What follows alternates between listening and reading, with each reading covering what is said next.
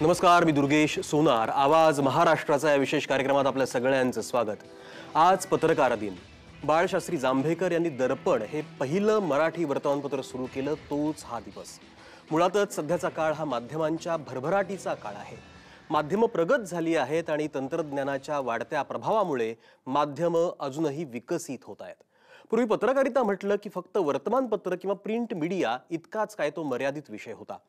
पण नंतरच्या काळामध्ये आकाशवाणी, दूरदर्शनचा प्रसार होत गेला. खासगी दूरदर्शन वाहिन्या, दूरचित्रवाहिन्या अस्तित्वामध्ये आल्या आणि माध्यमांनी काट टाकली.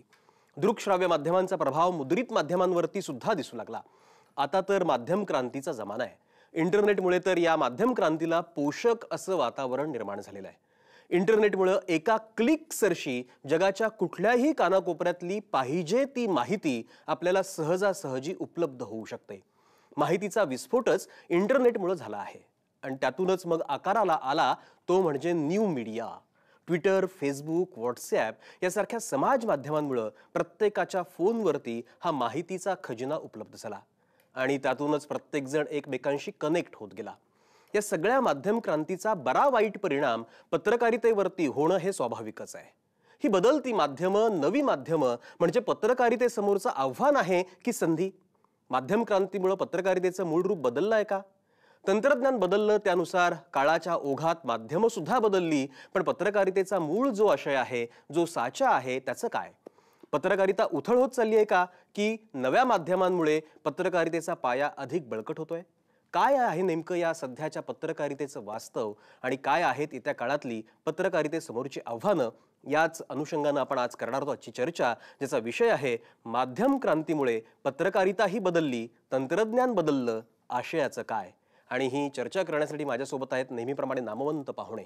माझ्यासोबत स्टुडिओत माझा सहकारी, आमच्या वेब टीमचा जो सहकारी आहे सुमित बागुल, तो या कार्यक्रमामध्ये सहभागी होतो आहे. कारण न्यू मीडियाचा विषय आहे, त्यामुळे न्यू मीडिया जो आहे तो नेमका काय आहे, कोणती कोणती माध्यमं जी न्यू मीडिया म्हणून आपल्याला अपेक्षित आहेत, त्याचं नेमकी त्याची कार्यप्रणाली काय आहे, त्याची सामर्थ्यस्थळ नेमकी काय आहेत, हे आपल्याला सुमितकडनं जाणून घ्यायचं आहे.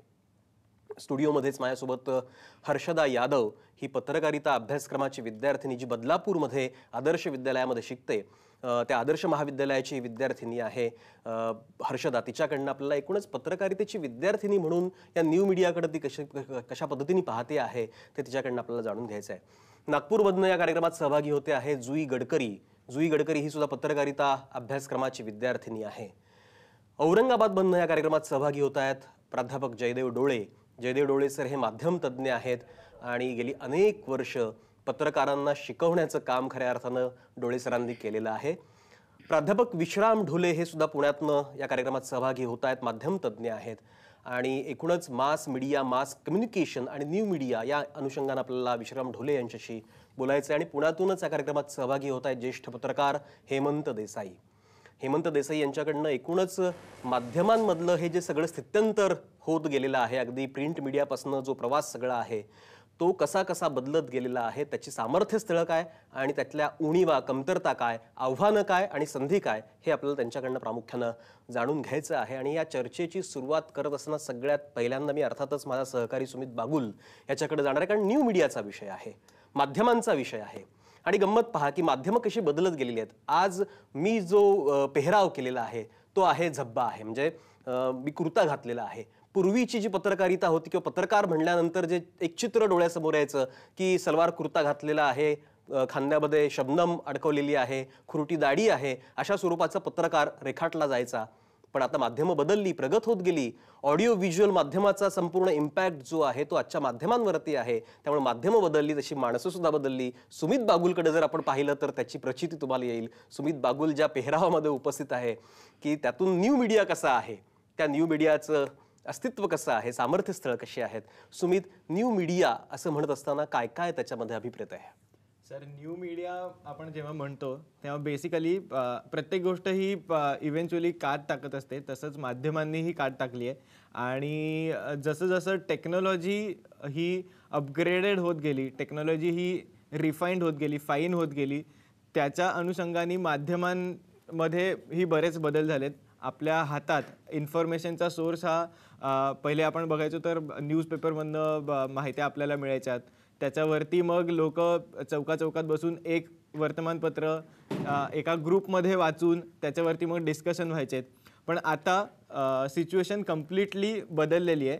एक माहिती ही 100 वेगळ्या वेगळ्या पद्धतींनी अजून 100 लोकांकडे कन्वे होत असते, ट्रान्सफर होत असते. हा खरं तर इम्पॅक्ट हा टेक्नॉलॉजी चेंजचा इम्पॅक्ट आहे. आणि इन्फॉर्मेशन तुमच्या हातात, इन्फॉर्मेशन तुमच्या एका चुटकीसरशी कशी मिळेल हे सगळे गणितं न्यू मीडियामुळे जनरेट झालेले आहेत किंवा बदललेले आहेत. आणि बेसिकली न्यू मीडिया म्हणजे काय, तर डिजिटल प्लॅटफॉर्म्सचा आपण वापर करून, इंटरनेटचा वापर करून, मोबाईल असतील, त्याच्यानंतर टॅब्स असतील आपले, किंवा कम्प्युटर्स असतील. कम्प्युटर तर आता कम्प्युटर पण कोणी वापरत नाहीत. टॅब्स असतील, मोबाईल्स असतील, स्मार्टफोन्स असतील. ही जी काही डेव्हलपमेंट टेक्नॉलॉजीमध्ये झाली आहे त्याचा वापर करून आपण जो मीडिया वापरतो त्याला बेसिकली न्यू मीडिया म्हणतात. आणि त्याच्यामध्ये मग सोशल मीडिया येतं, त्याच्यामध्ये व्हर्च्युअल रिॲलिटीचे काही ॲप्लिकेशन्स येऊ शकतात.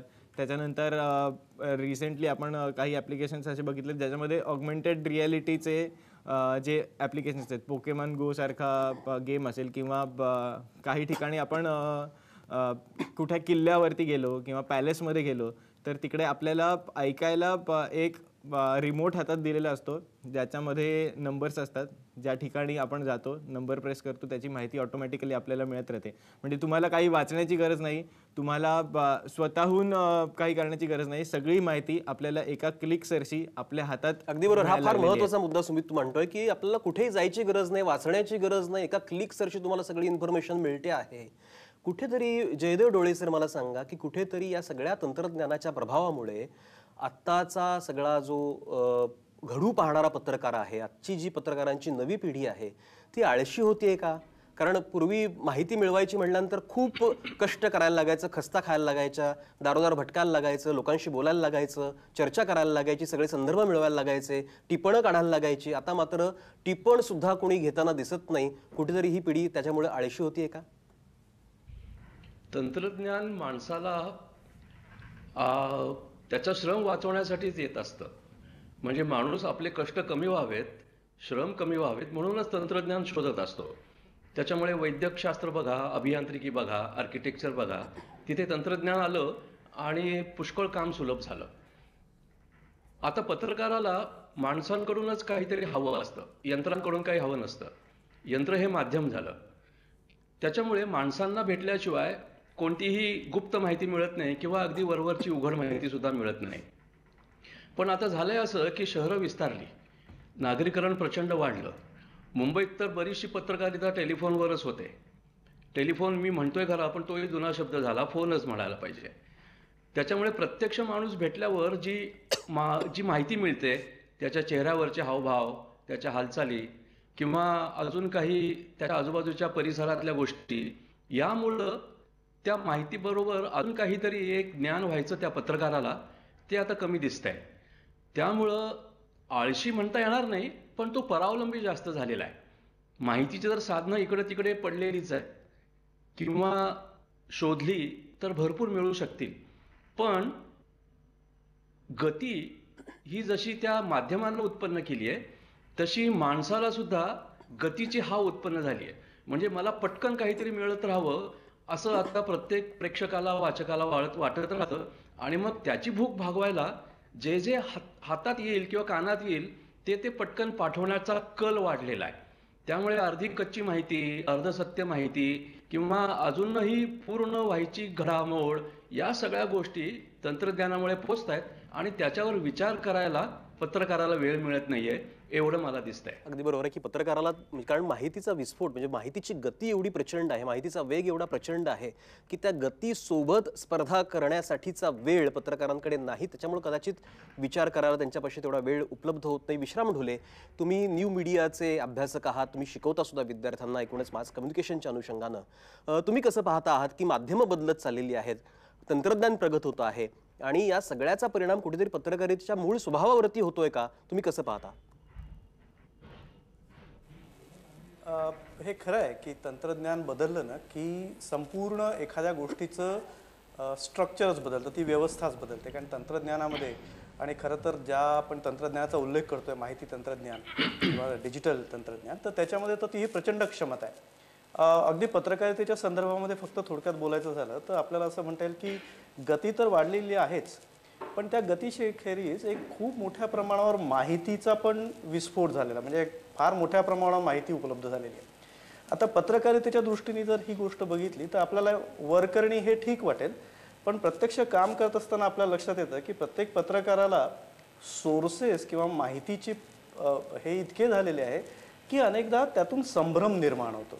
हा जसा पत्रकाराचाही होऊ शकतो तसा तो वाचकांचाही होऊ शकतो, कारण वाचकांना देखील खूप सारे सोर्सेस आहेत. म्हणजे होतं असं की जसं दुष्काळाचे चटके भोगावे लागतात ना, तसं सुकाळाचा देखील काहीतरी किंमत चुकवावी लागते. माहितीचा आता इतका सुकाळ झालेला आहे की त्यातून एक कॉस्ट, एक त्याचं आपल्याला किंमत चुकवावी लागते. ती किंमत आहे गोंधळ उडणे, माहितीची सत्यता कमकुवत बनणे, किंवा त्याचा संदर्भ ज्याचा जयदेव डोळ्यांनी उल्लेख केला होता की माहितीचा जो एक व्यापक संदर्भ असतो, प्रत्येक माहिती म्हणजे एक छोटासा तुकडा असतो, पण त्याचं इतरांशी काहीतरी नातं असतं. ते नातं किंवा तो संदर्भ, तो कॉन्टेक्स्ट सुटण्याची एक खूप दाट शक्यता असते.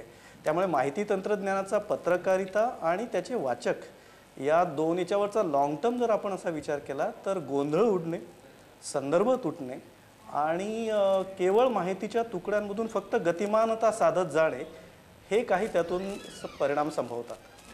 अगदी बरोबर आहे विशाल मंडळी की एकूण संभ्रमाचा हा खरं म्हणजे काळ आहे, कारण हा मुळात आभासी, ज्याला आपण व्हर्च्युअल दुनिया म्हणतो, अशा स्वरूपाची व्हर्च्युअल दुनिया कुठेतरी इंटरनेटमुळे किंवा या सगळ्या सोशल मीडियामुळे होते आहे. आणि मुळात प्रश्न असतो तो विश्वासार्हतेचा, की विश्वास नेमका कशावरती ठेवायचा, हा खरं म्हणजे मुद्दा असतो. हेमंत देसाई, ही माध्यमातली सगळी स्थित्यंतरं तुम्ही स्वतः अनुभवलेली आहेत. अगदी प्रिंट मीडिया असेल किंवा आता TV असेल किंवा इंटरनेटसारखं माध्यम असेल, तुम्ही कसं पाहता या सगळ्या माध्यमांच्या स्थित्यंतराकडे? काळानुसार बदल होत जाणार आणि ते बदल स्वीकारणं आपल्याला भाग आहे. स्वीकारलेच पाहिजे, ते आनंदाने स्वीकारले पाहिजेत आणि त्याच्याकडे सकारात्मकतेने बघायला पाहिजे असं मला वाटतं. पहिली गोष्ट म्हणजे मी 1976 साली जेव्हा पुण्यामध्येच जिथे मी बसलो आहे तिथे रानडे इन्स्टिट्यूटमध्ये जिथे मी पदवीसाठी होतो, त्यावेळी आम्ही आणीबाणी होती आणि इंदिरा गांधींची मुलाखत घ्यायला गेलो होतो आम्ही विद्यार्थी दिल्लीमध्ये. त्या मुलाखतीमध्ये काही आम्ही प्रश्न विचारले, त्याची बातमी सगळ्या देशभर झाली. त्याच्या पुढच्या वर्षामध्ये 2 वर्षात जेव्हा जनता पक्षाचं सरकार आलं तेव्हा त्याच विद्यार्थ्यांनी मोरारजी देसाईंच्या पुण्यामधल्या पत्रकार परिषदेमध्ये त्यांना प्रश्न विचारला, त्याची बातमी झाली. म्हणजे आपण किती महत्त्वाचं संपूर्ण देशामध्ये चर्चा घडवून आणू शकतो याचा आम्हाला पहिल्यांदा त्यावेळी साक्षात्कार झाला. मी अजून एक उदाहरण सांगतो की त्यावेळीच्या काळामध्ये मॅट्रिकचा जो रिझल्ट असेल तो वर्तमानपत्रांना पहिल्यांदा मिळायचा आणि वर्तमानपत्रात काम करणारे लोक असायचे तेव्हा बाहेर गर्दी असायची विद्यार्थ्यांची आणि वाटायचं की आपण किती महान आहोत असं वाटायचं. आज जर आपण बघितलं तर हे सगळं बदललेलं आहे. मगाशी ज्यांनी नवीन मीडियाचा उल्लेख केला त्याच्यामध्ये अनेक बाकी गोष्टी आहेत की वेबकास्ट आहे, पॉडकास्ट आहे, बऱ्याच गोष्टी आहेत त्याच्यामध्ये की ज्याचा उल्लेख कदाचित राहून गेला असेल. मला असं वाटतं की या बदलांमुळे आपली इन्फॉर्मेशन लेवल खूप वाढलेली आहे. प्रचंड माहिती वेगवेगळ्या पद्धतीने आपल्याला मिळते आहे, पण त्या माहितीचं आपण करायचं काय हा अनेकांना प्रश्न निर्माण होतो. त्यामुळे अनेकदा काय होतं की माहिती आली तशी चिकटवली जाते, म्हणजे घ्यायची आणि तशीच्या तशी लावायची अशाही प्रकारच्या गोष्टी होतात. त्यामुळे अनेक चुका होतात. आळसावलेले आहेत पत्रकार हे नक्कीच आहेत, पण अनेकदा पत्रकार आळशी नसतात तर पत्रकार कमी असतात, त्यांना सगळीकडे जाणं शक्य नसतं. पूर्वी सभा संमेलनांच्या बातम्या मोठमोठ्या वर्तमानपत्रात येत असत, आता तशा येत नाहीत, कारण त्याच्यामध्ये तशी बातमी नसते आणि त्यासाठी एक वार्ताहर आपल्याला पाठवणं शक्य नसतं. माझ्या मते आजच्या माध्यमांमध्ये खरा जो काही प्रश्न निर्माण झाला आहे तो असा आहे की माध्यमं अनेक आहेत, माहिती अनेक आहे, त्याचं पृथक्करण केलं जातं का? म्हणजे आता सिटिझन जर्नलिस्ट आहेत किंवा ज्याला म्हणतो की आपण वेब प्रोफेशनल्स आहेत, अनेक जण माहिती स्वतः जनरेट करत असतात, पण ती विश्वासार्ह आहे का, त्याचं ॲनालिसिस केलं जातं का, हा खरा प्रश्न आहे. त्याचवेळी पॉझिटिव्ह गोष्ट कशी आहे तर जगामध्ये आपण जर घडामोडी बघितल्या तर ट्विटरवरती अनेक बातम्या ब्रेक झालेल्या आहेत. म्हणजे चीनमधला भूकंप असेल, व्हर्जिनियामधला भूकंप असेल, अगदी प्रिन्स विल्यम्सचं जे लग्न झालं तर त्यांनी पहिल्यांदा ट्विट करून घोषित केलं. लादेनवरचा जो हल्ला आहे तो ओबामांनी तिथनं ट्विट करून घोषित केला. त्यामुळे याच्यामुळे ब्रेकिंग न्यूज ज्या आहेत त्या केवळ पत्रकार जनरेट करू शकत नाही, बाकीचे लोक जनरेट करू शकतात. त्यामुळे घरोघरी आता पत्रकार झाले. व्हॉट्सअपमध्ये तुम्ही बघितलं तर घरोघरी एक एक ज्ञानेश्वर आहे की काय असं वाटावं असे प्रत्येकजण इशारे देत असतात जगाला. प्रत्येकजण काही ना काही मत व्यक्त करत असतात, प्रत्येकाला मत आहे. त्यामुळे मतांचाही मोठा पूर आलेला आहे, बातम्यांचा मोठा पूर आलेला आहे. त्याच्यातनं लोकांनी घ्यायचं काय हा खरा प्रश्न आहे. पण ॲनालिसिस आहे, बातमीचं पृथक्करण आहे, बातमीचा कॉन्टेक्स्ट आहे, बातमीचे मागचे पुढचे संदर्भ आहेत, त्याच्या सकट बातमी पेश केली पाहिजे.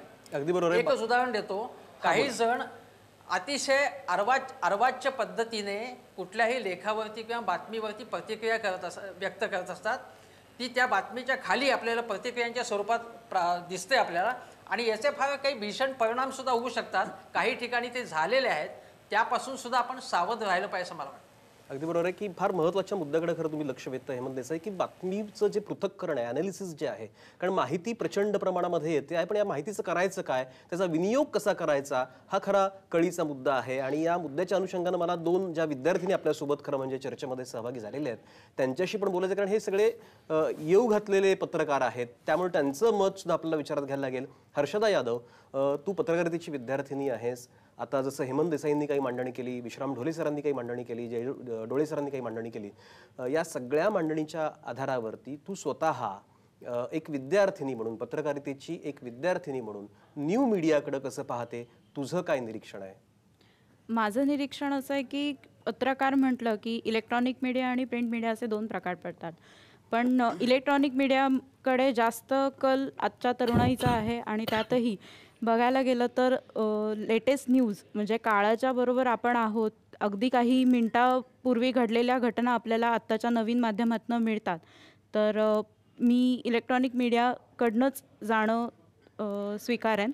तसंच फेसबुक, ट्विटर ह्या गोष्टी आता खूप पत्रकारितेच्या दृष्टीने खूप ओघात आहेत. कारण ट्विटरवरती आपल्याला आपण जगभरातल्या ज्या घटना घडतात, ज्या ब्रेकिंग घडतात त्या आपल्याला तिथे मिळतात, आणि त्यावरून आपण बातम्या करून लोकांपर्यंत पोहोचवण्याचा आपण प्रयत्न करतो. इव्हन शहरांमध्ये घडलेल्या घटना, आता लेटेस्ट आपण पाहिलं की रेल्वेचे भरपूर गोंधळ झाले होते, ते सुद्धा आपल्याला ट्विटरवरनं कळाले होते. इव्हन ते आपले रेल्वे मंत्री सुरेश प्रभू यांच्यापर्यंत ते पोचले प्रॉब्लेम्स, आणि त्याच्यातनं त्यांनी ट्विटसुद्धा लोकांपर्यंत पोचवलं. म्हणजे हा खूप फायदा आहे असं मी म्हणेन. अगदी बरोबर आहे की याचा खरं म्हणजे फायदा पण होऊ शकतो, दुष्परिणाम पण आहेतच, पण फायदे सुद्धा होऊ शकतात. फक्त कसं आहे की हे दुधारी शस्त्रासारखं आहे, ते वापरायचं कसं हे कळलं पाहिजे. जुई गडकरी, तुम्ही नागपूरमध्ये आहात, तुम्ही सुद्धा पत्रकारितेच्या विद्यार्थिनी आहात, तुम्ही कसं पाहता न्यू मीडियाकडे? नवीन माध्यमं खरं तर आहेत, खूप आहेत. पण जसं पारंपरिक माध्यम आहेत तसेच नवीन माध्यमं पण कुठेतरी पुढे येतात आहेत. पण जिथे इंटरनेट पोहोचत नाही किंवा साधी नेटवर्क रेंज नसते मोबाईलला, तर तिथे पारंपरिक माध्यमच काम करतात. तर अशा वेळेस पारंपरिक माध्यमांना जास्त स्ट्रॉंग होणं जरुरी असतं असं मला वाटतं. पारंपरिक माध्यमांनी स्ट्रॉंग व्हायला पाहिजे असं तुला वाटतं, पण मुळात पारंपरिक माध्यमांच्या सोबतीला ही सगळी जी नवीन माध्यमं आलेली आहेत, या नवीन माध्यमांचा उपयोग आपल्याला करता येऊ शकतो का? काय तुझं निरीक्षण आहे, काय मत आहे? नवीन माध्यमांचा उपयोग नक्कीच करता येईल, पण अशा ठिकाणी करता येईल जिथे इंटरनेट पोहोचतं. पण जिथे इंटरनेट पोहोचत नाही आपल्याला त्या भागावरती फोकस करणं जरुरी आहे. कारण तिथे खरं तर बातम्यांची गरज आहे, तिथे खरं तर अलर्ट व्हायची गरज आहे. पण नवीन माध्यमांमुळे तरुणाई खूप पटकन कॅच करते किंवा खूप पटकन, म्हणजे खरं तर पहिले पुस्तकांजवळ माणूस जायचा, आता पुस्तक माणसाजवळ आलंय. अगदी अगदी फार महत्त्वाचा मुद्दा खरं जुई तू मांडते आहेस की पूर्वी पुस्तकाकडे माणूस जायचा, पण आता माणसाच्या पाशी पुस्तक आलं. कारण आता जे टॅब असतात आपल्या हातामध्ये, त्या टॅबमध्ये सुद्धा आपल्याला पुस्तकाची म्हणजे ज्याला आपण बुक डाउनलोड सुद्धा करता येऊ शकतं, आणि आपण ते टॅबमध्ये सुद्धा वाचू शकतो. आपल्या लॅपटॉपवरती आपण पुस्तकं वाचू शकतो, फोनमध्ये आपण पुस्तकं वाचू शकतो. म्हणजे पुस्तकं आपल्या हातामध्ये आलेली आहेत. हे सगळं माध्यमांमुळं किंवा तंत्रज्ञानामुळं हे सगळे बदल होत आहेत. या सगळ्या बदलांच्या अनुषंगानं आपण हे सगळं बोलतो आहे, त्याचं निमित्त म्हणजे आजचा पत्रकार दिन आहे. मला परत जयदेव डोळे सरांकडे जायचं आहे. जयदेव डोळे सर, तुम्ही एक मध्यंतरी पुस्तक तुम्ही लिहिलं होतं की समाचार अर्थात माध्यमांची झाडाझडती. तर या सगळ्या न्यू मीडियाच्या पार्श्वभूमीवरती कशी झाडाझडती तुम्ही घ्याल? तर सध्या जी माहिती मिळते ती माहितीच म्हणावी, तिला बातमी म्हणू नये. कारण बातमी हिला काही घटक आवश्यक असतात, मूल्य आवश्यक असतात, काही निकष आवश्यक असतात. त्याच्यामुळे कोणाकडे काय झालं या गोष्टींपेक्षा ती बातमी कोणासाठी दिली हे जास्त बघितलं पाहिजे.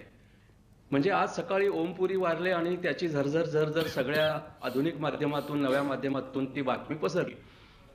हे ठीक आहे, हे कळलं, एक मोठा माणूस गेला आपल्यातला. पण ही माध्यमं आहेत, नवमाध्यमं, की दारिद्र्य निर्मूलन, अंधश्रद्धा निर्मूलन किंवा निरक्षरता किंवा हुंडाबळी अशा गोष्टींमध्ये काही रस घेताना दिसत नाही. म्हणजे ही आत्ताची विद्यार्थिनी जुई जसं म्हणाली की अतिशय वरवर गोष्टींमध्ये त्यांचा रस दिसतो, किंवा ज्यांच्याकडे इंटरनेट आहे, ज्यांच्याकडे तंत्रज्ञान आहे, तेवढ्यापुरतंच त्यांचं विश्व मर्यादित झालेलं दिसतं. वर्तमानपत्रांचं महत्त्व अजूनही नाहीसं झालेलं नाहीये.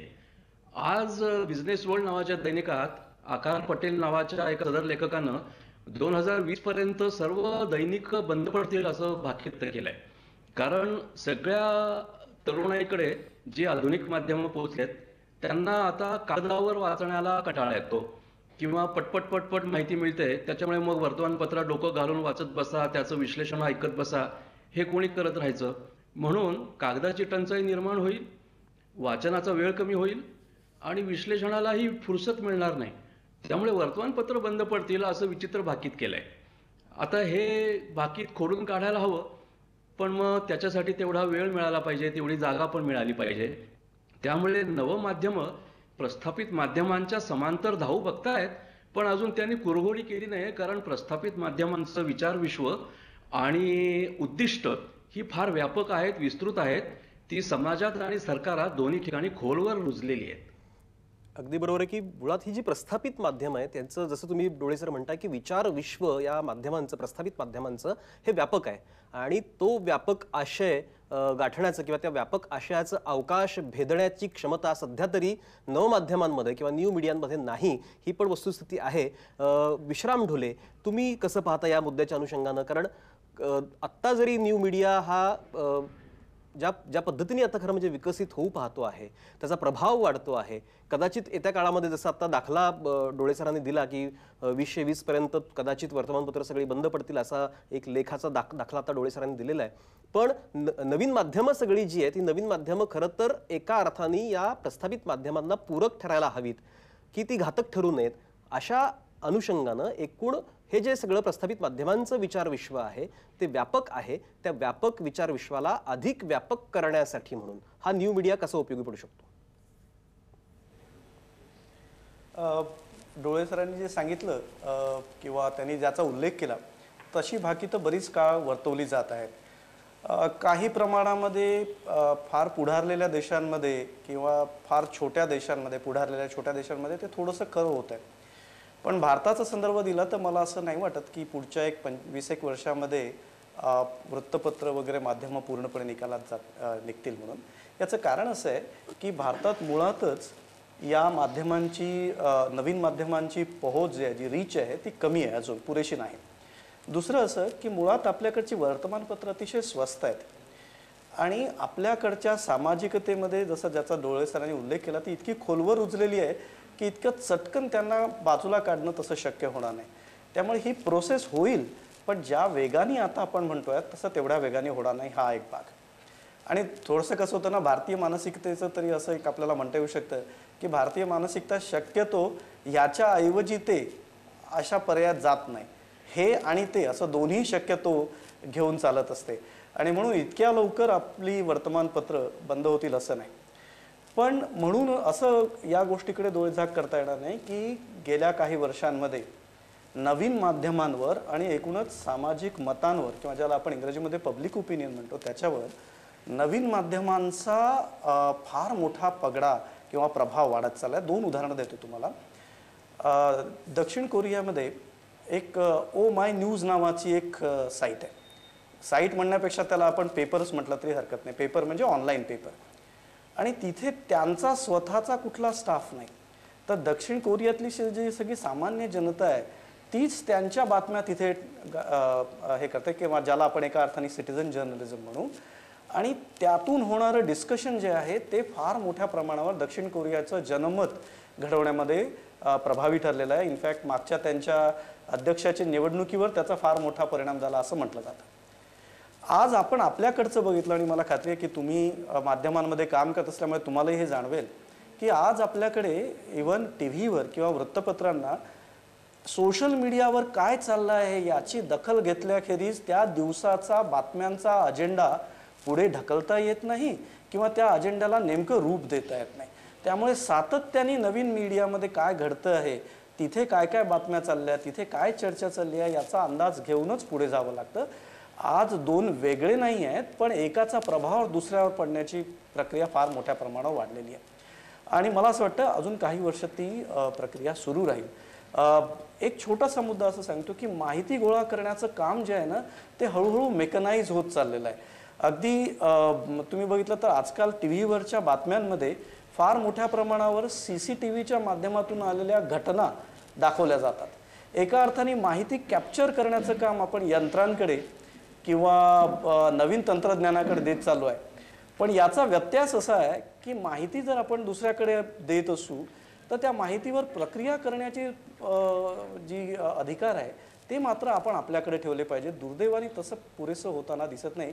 म्हणून मागच्या माझ्या एका विधानाचाच उल्लेख करून मी सांगतो की जेवढी माहिती जास्त, जेवढी गतीने आणि जेवढी प्रचंड प्रमाणावर आपल्याला आढळता येईल तितकं त्या माहितीला संदर्भ देण्याचं, त्याच्याकडे बघण्याची दृष्टी देण्याची गरज देखील वाढत जाईल.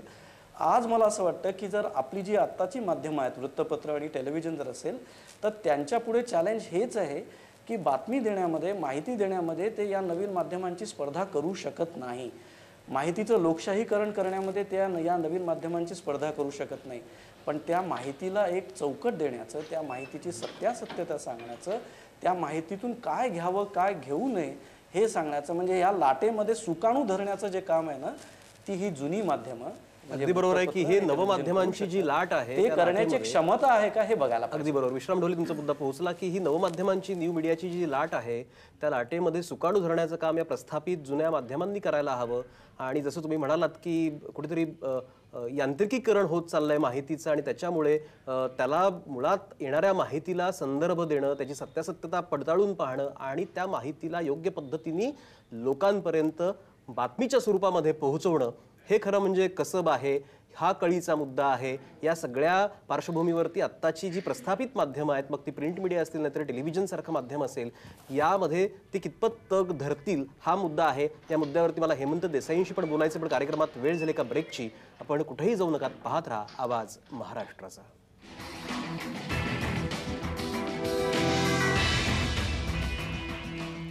नमस्कार. ब्रेक नंतर आपल्या सगळ्यांचं पुन्हा एकदा स्वागत. आपण चर्चा करतो आहे ते म्हणजे माध्यमं बदलली, तंत्रज्ञान बदललं, पण आशयाचं काय.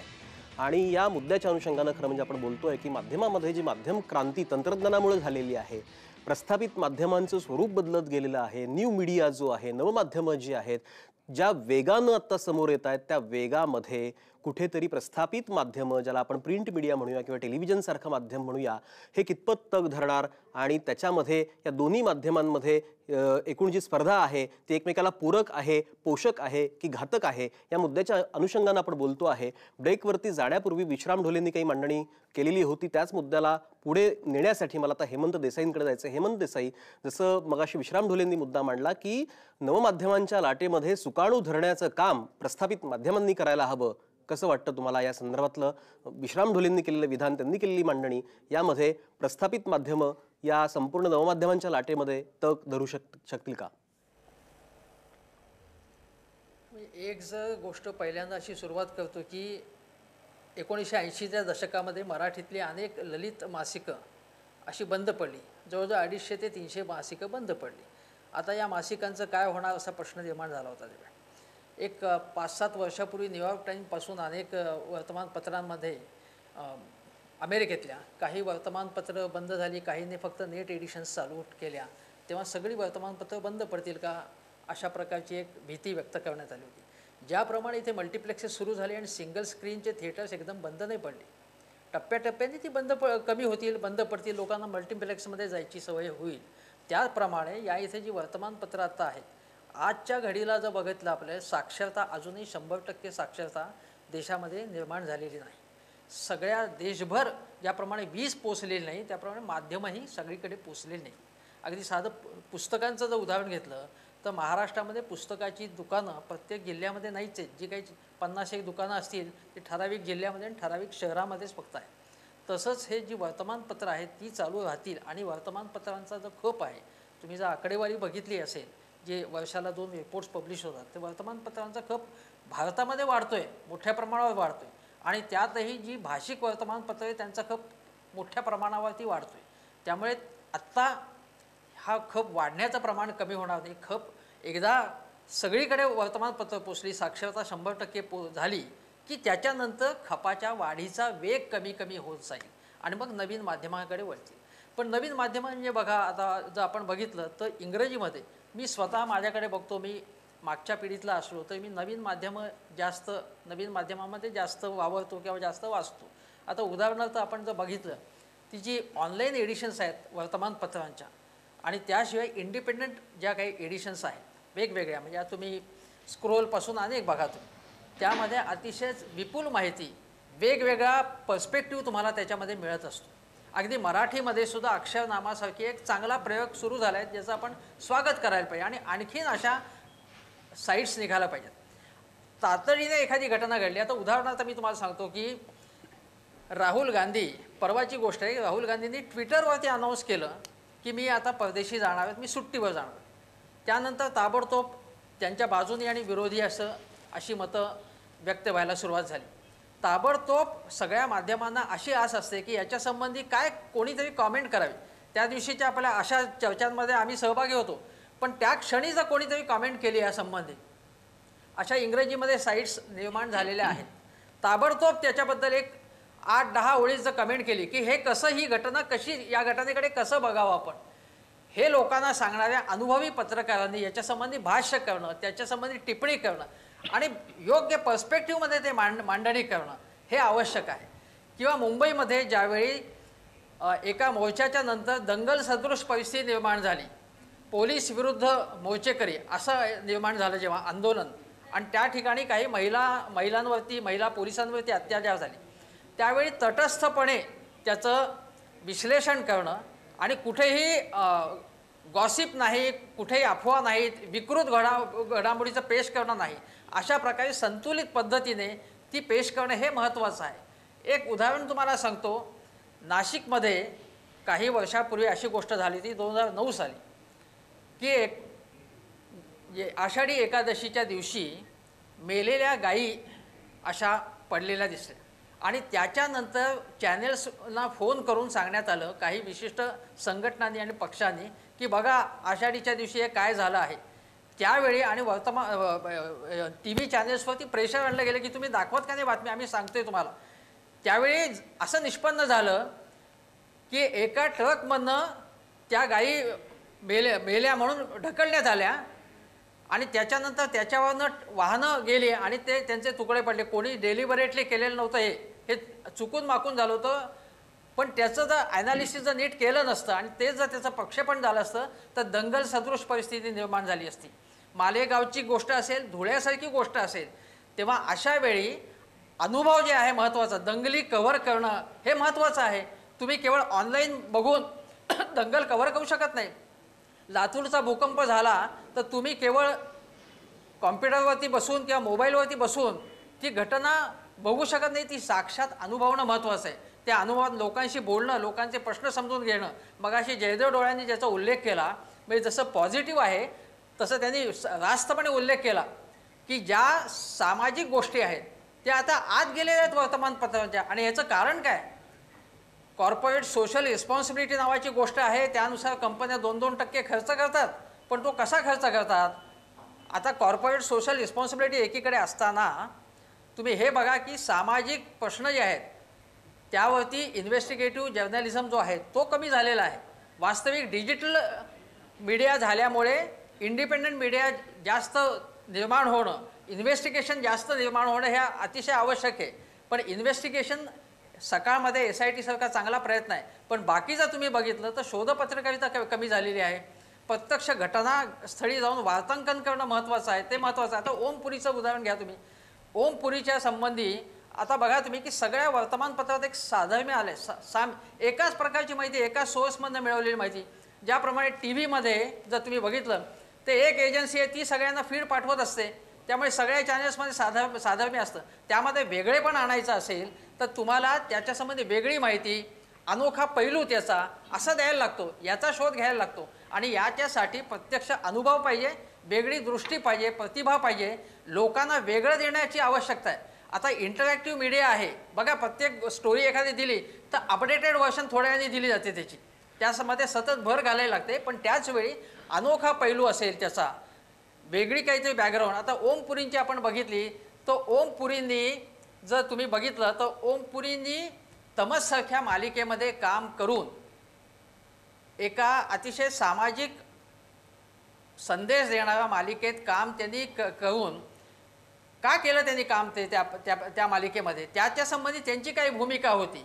किंवा अर्धसत्यामध्ये श्रीदा पानवलकरांच्या मूळ कथेवरती जो चित्रपट झाला त्यामध्ये त्यांनी भूमिका केली, तेव्हा त्याचा काय विचार केला होता, त्यावेळी लोकांना काय सांगितलं होतं, ही माहिती जर त्यांनी प्रत्यक्ष भेटले असतील तर या निमित्ताने काही नवीन मांडू शकतील. नाही तर मग त्यांचा जन्म केव्हा झाला, त्यांच्या कॉन्ट्रोवर्सीज, त्यांच्या पत्नीचा आत्मचरित्रामध्ये काय झालं होतं, अण्णा हजारेंच्या स्टेजवरती त्यांनी काय केलं, हे सगळ्यांना माहिती आहे. जे माहिती नसलेल्या गोष्टीचं तुम्हाला सांगणं आवश्यक आहे तुम्हाला, आणि त्या सांगितल्या नाही तर सगळ्यामध्ये एक साचीपणा येईल. आणि हा एक साचीपणा जे ग्लोबलायझेशनमुळे आलेला असं आपण म्हणतो, उदाहरण एक साचीपणा आलेला आहे. पण प्रत्येक गावाची, प्रत्येक तालुक्याची, प्रत्येक देशाची संस्कृती वेगळी आहे. ती संस्कृती लक्षात घेऊन वेगवेगळ्या प्रकारची माहिती, वेगवेगळ्या प्रकारचा दृष्टिकोन हा तुम्ही पेश केला पाहिजे, तर लोक तुमचं वाचतील, अगदी बरोबर. केवळ न्यू मीडिया आलाय म्हणून त्याच्याकडे तुमचा मुद्दा पोहोचला की सगळ्यात महत्त्वाचं की यामध्ये प्रत्यक्ष अनुभव असणं, अनुभव घेणं, स्वतः पाहणं आणि त्याचं मूल्यमापन करून त्याचं अनालिसिस, विश्लेषण करून त्याची मांडणी करणं हे खरं आवश्यक आहे. आणि तुम्ही इंटरॅक्टिव्हिटीचा जो मुद्दा मांडला त्या अनुषंगाने मला आता सुमित बागुलकडे जायचं. सुमित बागुल, न्यू मीडियामध्ये सगळ्यात महत्त्वाचा जो एक पैलू आपल्याला दिसतो की त्याचा जो आपण गुण म्हणूया, व्हर्च्यू म्हणूया त्याचा, की इंटरॅक्टिव्हिटी या न्यू मीडियामध्ये आहे, तू कसं पाहतोस? सर नक्कीच हे जे काही ट्रॅडिशनल मीडिया आहेत म्हणजे वर्तमानपत्र असतील किंवा टेलिव्हिजन असेल, या मीडियामध्ये इंटरॅक्टिव्हिटी फॅक्टर हा कुठेतरी लॅगिंग होता. आणि जो फॅक्टर सोशल मीडियावरती किंवा न्यू मीडियावरती लोकांना फार इझिली अवेलेबल झाला आहे. म्हणजे तुम्हाला कुठलीही गोष्ट ही माहिती तर इन्फॉर्मेशन त्याच्या विविध ॲस्पेक्ट्सनी मिळतेच, पण तुम्हाला एक तुमचं पर्सनल त्या पर्टिक्युलर गोष्टीवरती से काय आहे तो तुम्हाला तिकडे व्यक्त करता येतो. आणि त्याच्यावरती परत फोरम्स असतील विविध, आपल्याला आपल्या आवडीनुसार आपण त्या फोरम्समध्ये आपण कमेंट करू शकतो किंवा माहिती जाणून घेऊ शकतो. या बेसिक जो फॅक्टर आहे त्याच्यामुळे सोशल मीडिया हा जास्त फेमस झाला किंवा जास्त लोकांनी त्याला पटकन आत्मसात केलं आहे असं मला वाटतं. अगदी बरोबर. मला हर्षदाकडे परत जायचं. हर्षदा, तू आता ही सगळी चर्चा ऐकते आहे, जसं आता सुमित म्हणाला की इंटरॅक्टिव्हिटी फार महत्त्वाची आहे. तुम्ही आता सोशल मीडिया वापरता, नवीन माध्यमं वापरता, फेसबुकसारखं माध्यम वापरता, ट्विटरसारखं माध्यम वापरता, ही इंटरॅक्टिव्हिटी तुम्हाला किती महत्त्वाची वाटते? की समजा मोदींनी काही ट्विट केलंय, तुम्ही मोदींना डायरेक्ट ट्विटला रिप्लाय करू शकता, इथपर्यंत तुमच्या हातामध्ये हे माध्यम आहे. सो तुझी रिॲक्शन काय त्याच्यावरची? त्याच्यावरती मी असं म्हणेन की मोदींनी जे काही ट्विट केलं किंवा जे नवीन उपक्रम ते सध्या करतायत, डिजिटल इंडिया नावाचा त्यांचं नवीन ॲप आलं आहे, त्याच्या थ्रू नवीन उपक्रम आपल्याला मिळत आहेत, आपल्यापर्यंत पोचत आहेत ते.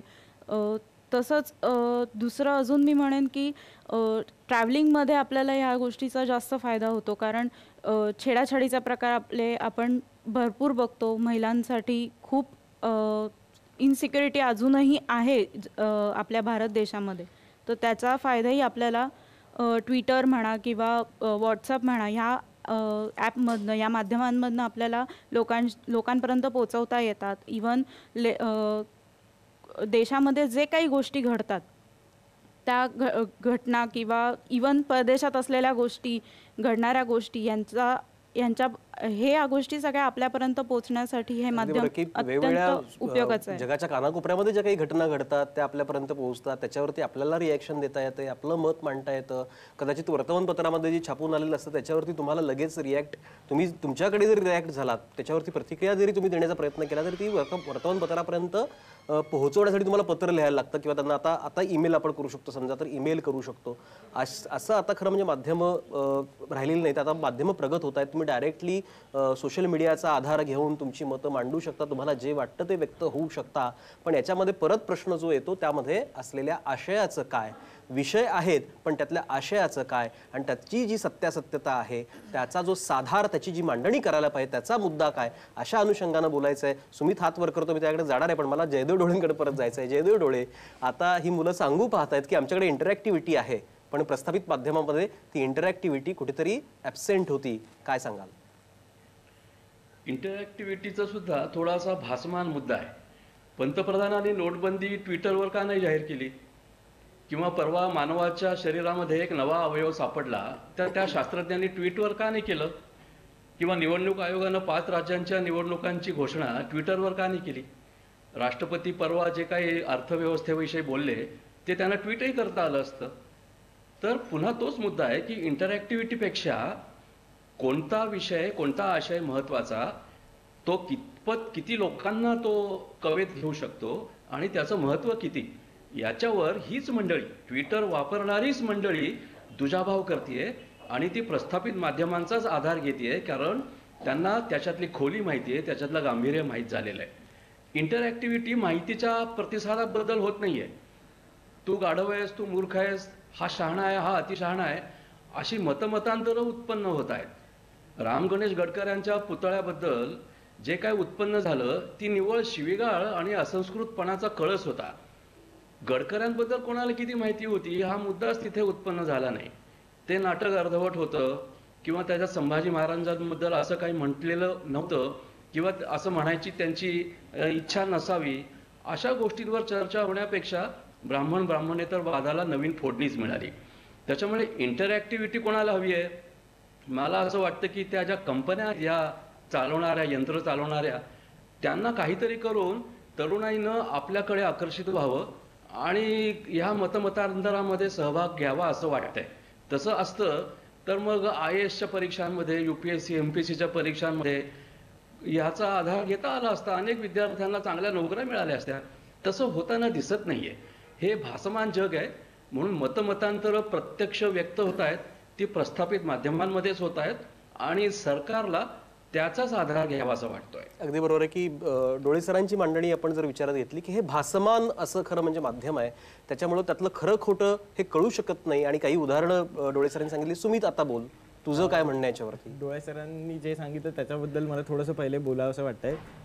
बेसिकली जी काही माध्यमं आहेत ती कशाला असतात समाजामध्ये? मी ॲज म्हणजे माझं वय काय एवढं जास्त नाही, पण मी जेवढं मला समज आहे त्याचा विचार करून म्हणतो की बेसिकली माध्यमं किंवा न्यूजपेपर्स असतील किंवा TV मध्ये न्यूज चॅनल्स असतील, ह्यांचं काम काय असतं तर आपल्याला एखादी माहिती आणून लोकांपर्यंत माहिती पोहोचवण्याचं काम करणं हे बेसिकली न्यूजपेपर्स किंवा TV चॅनल्सचं, न्यूज चॅनल्सचं काम असतं.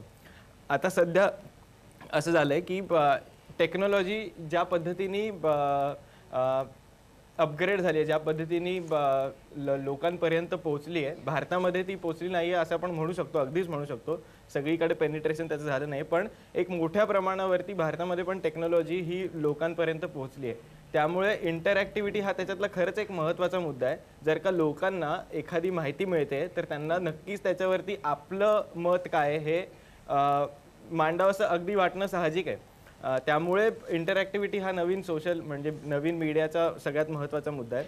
आणि दुसरं हेमंत जोशी सर म्हणत होते, हेमंत देसाई सर म्हणत होते, माफ करा, हेमंत देसाई सर म्हणत होते, ज्याच्यामध्ये आत्ताचे जे ट्रॅडिशनल मीडिया आहेत त्याच्यामध्ये सर जसं म्हणत होते ते अगदी योग्य आहे की एक पर्टिक्युलर कुठली तरी एजन्सी असते, ती पर्टिक्युलरली त्या सगळ्या न्यूज चॅनलला सेम पद्धतीचे व्हिज्युअल, सेम पद्धतीची इन्फॉर्मेशन प्रोव्हाइड करत असते आणि एकाच साच्यातल्या बातम्या लोकांना मिळत असतात. म्हणजे तुम्ही अगदी कुठलाही पेपर उघडून बघा, त्याच्यामध्ये तुम्हाला नको असलेल्याच बातम्या कदाचित जास्त बघायला मिळतात. त्याच्यापासून आपण थोडंसं वेगळं जर का विचार केला तर तुम्हाला तुमच्या आवडीच्या कुठल्या गोष्टी आहेत, म्हणजे जर का मला स्पोर्ट्सबद्दल आवड असेल, मला लिटरेचरबद्दल आवड असेल, मला म्युझिकबद्दल आवड असेल, तर त्या पद्धतीच्या अशा हजारो वेबसाईट्स आहेत की ज्याच्यामध्ये त्या बीटचं किंवा त्या गोष्टींचं एक डिटेल माहिती आपल्याला तिकडे मिळते. त्यामुळे जर का मला स्पोर्ट्सची आवड आहे, मला फिरण्याची आवड आहे, तर मी एक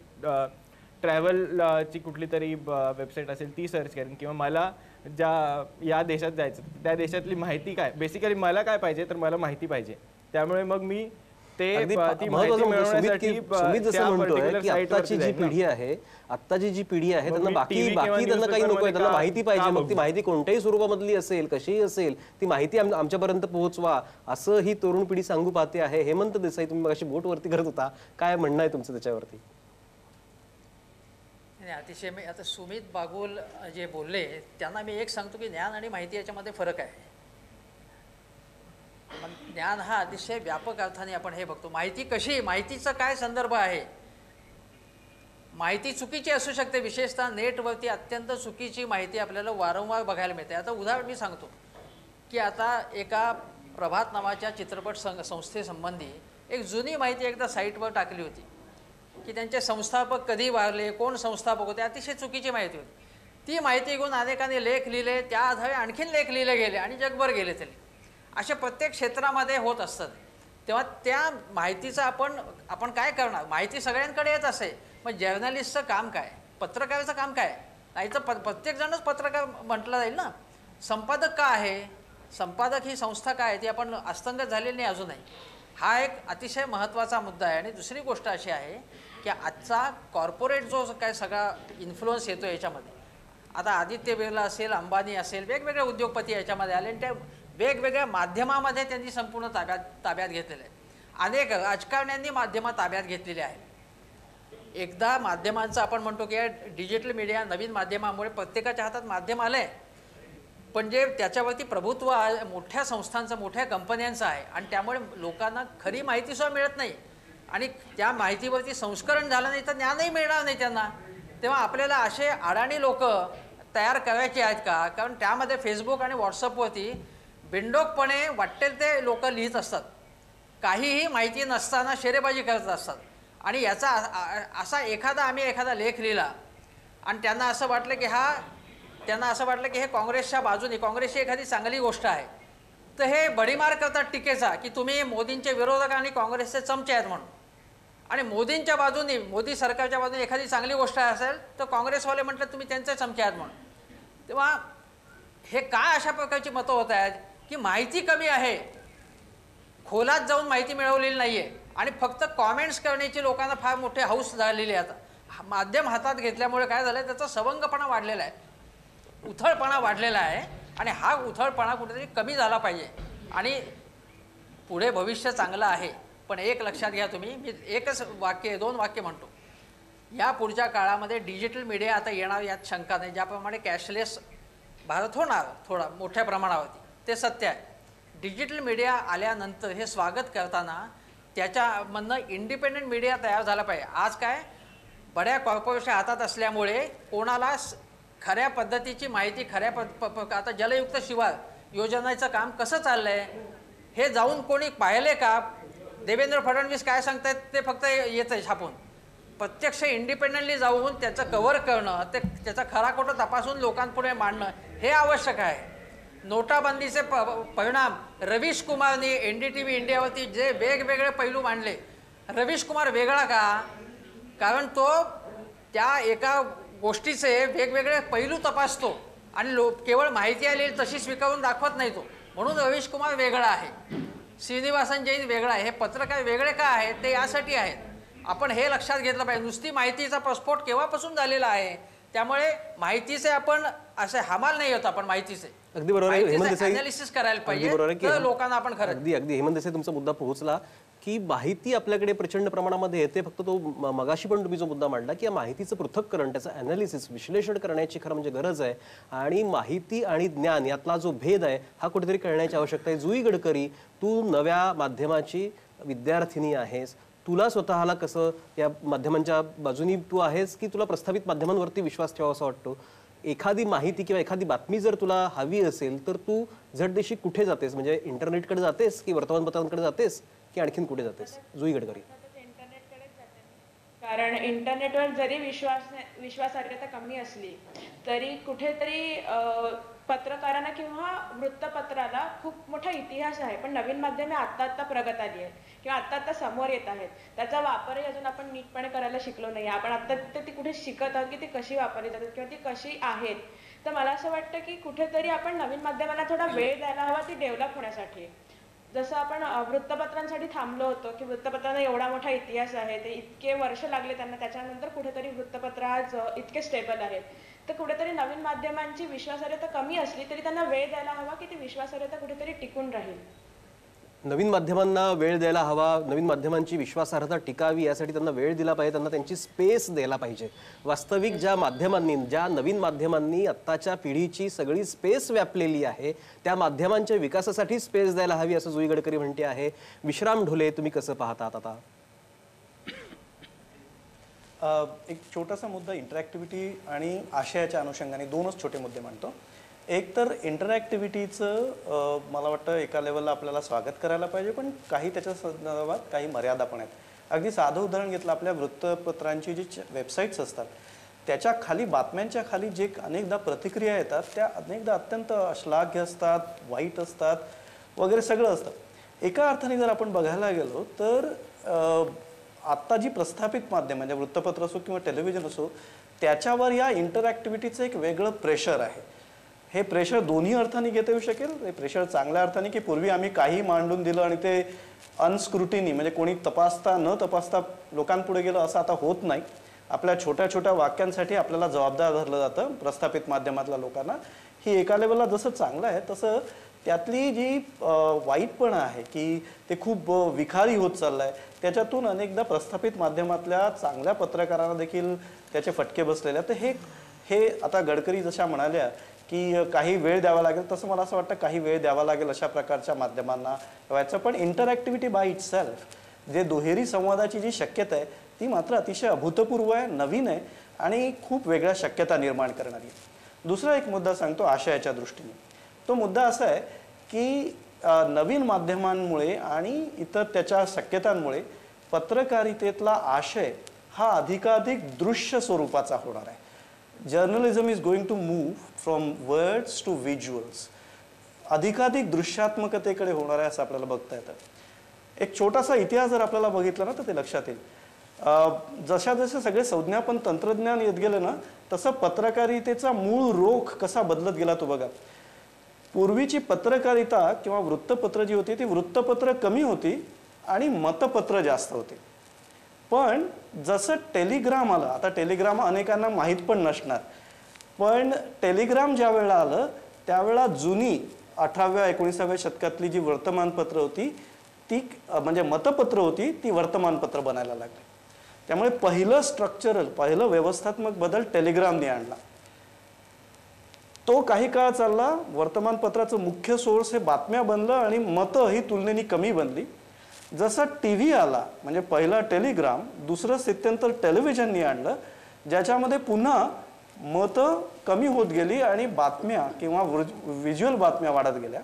आणि आता तिसरं जे स्टेटस आहे ते ट्विटरचं आहे की जिथे केवळ माहिती होत आहे. त्यामुळे जर आपण पत्रकारितेच्या आशयाचा इतिहास जर बघितला तर तो टेलिग्राम, टेलिव्हिजन आणि ट्विटर अशा या 3 प्रमुख टर्न पॉईंट्सपासून आपल्याला मिळतो. आणि या प्रत्येकासरशी आपण मतं विश्लेषण कमी कमी करायला लागलो आणि बातमी, ताजेपणा, वेग आणि दृश्यात्मकता वाढवायला लागलो. त्यामुळे मला असं वाटतं हे एका वेळा जसं खरं आहे तसं काही वेळा वाचकांची ही पण गरज बनते की हा जो मतांचा, बातम्यांचा जो गलबला आहे किंवा माहितीचा गलबला आहे त्यातून थोडा निवांतपणा हवा असेल तर त्याला उलट्या दिशेने यावं लागेल. म्हणजे ते ट्विटरवरून होणार नाही, तिथे त्याला टीव्हीवर यावं लागेल. तिथेही गलबला वाटला तर त्याला वृत्तपत्रांकडे यावं लागेल. मला असं वाटतं जोपर्यंत समाजाच्या ह्या गरजा आहेत की मला माहिती पण हवी आहे आणि मला मत आणि विश्लेषण पण हवं आहे तोपर्यंत मला असं वाटतं या दोन्ही प्रकारच्या माध्यमांना हातात हात घालून चालावं लागणार. अगदी बरोबर आहे की दोन्ही पद्धतीच्या माध्यमांना हातात हात घालून चालायला लागेल आणि या माध्यमांच्या अनुषंगाने माध्यमांमध्ये ही जी स्थित्यंतर होत आहेत, तंत्रज्ञानाचा वाढता प्रभाव आहे, नवीन माध्यमांचा हा सगळा जो वेग आता वाढतो आहे विकासाचा, या अनुषंगाने ही मांडणी करण्याचा हा प्रयत्न आपण आज खरं म्हणजे करत होतो. माझा खरं म्हणजे वेळ संपलाय, पण तरीसुद्धा मला शेवटी डोळे सरांकडे जायचं आहे. डोळे सर, 30 सेकंदामध्ये या विषयाचा समारोप करत असताना काय नेमकी मांडणी आपण करू आणि पुढे जाऊया? काय गंमत आहे बघा की ज्याचं नाव दर्पण होतं त्या दर्पणमध्ये एकही छायाचित्र नव्हतं, पण विचार मात्र भरपूर होते. प्रबोध हा उद्देश होता. आज बहुसंख्य माध्यमं सचित्र आहेत, दृश्यमान आहेत, पण त्याच्यात विचार आणि प्रबोधनाची अत्यंत कमतरता आहे.